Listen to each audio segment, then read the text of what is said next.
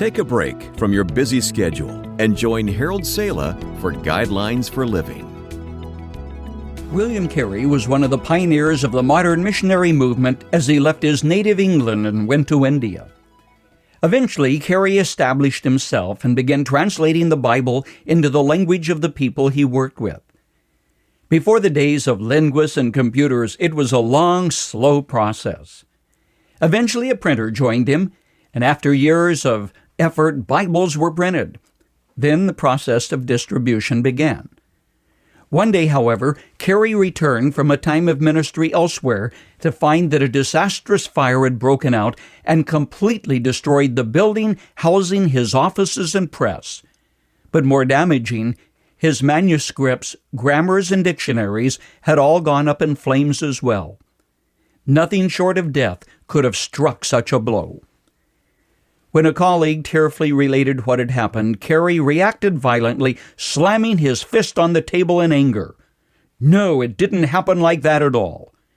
Without a word of despair, impatience, or anger, writes a biographer, he knelt and thanked God that he still had the strength to do the work all over again. Instead of feeling sorry for himself, or moaning and groaning about the tragedy of so many wasted hours and days, he quietly went to work and eventually did a better job than he did the first time. Carey apparently hadn't spent much time struggling with the question of why do bad things happen to good people? In his excellent book, Why Us?, Warren Wiersbe says, each of us has a personal statement of faith, and it is revealed by the questions we ask. If Carey struggled with the issue of why God allowed that disaster, there's no record of it.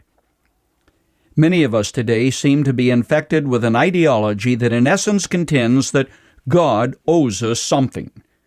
That because of who we are, bad things just shouldn't happen to us. Naturally, I'd like to believe that, because I'm a believer in Jesus Christ. I'd like to think that I'm going to enjoy health, wealth, and prosperity. Yet that contention flies in the face of reality. It just doesn't work that way, and neither does Scripture support that mentality. Your personal statement of faith is revealed by the questions that you ask of God. Long ago, God spoke through Isaiah saying, "Fear not, for I have redeemed you. I have called you by name, you are mine." Pretty comforting, right? But then God says, "When you pass through the waters, I will be with you. When you pass through the rivers, they will not sweep over you. When you walk through the fire, you won't be burned, for I am the Lord your God." Notice he didn't say, "Look, I'll deliver you from all the rivers and the valleys, the tough times and the fires." Rather, he said, "When you face them, I'll be there." The word "when" contains no escapes. Eventually, everybody faces the valley. And when you do, it is probably neither punishment nor satanic attack, simply the result of living in an imperfect, broken world.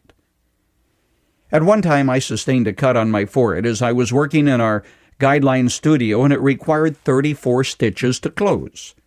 The same day, my wife totaled our car in an automobile accident that could have been fatal. Romans 8 says, "We know God works all things for good to those who love Him." And it doesn't say we think or understand or we feel, just quietly, we know. And with that confidence, we must rest and face life with courage.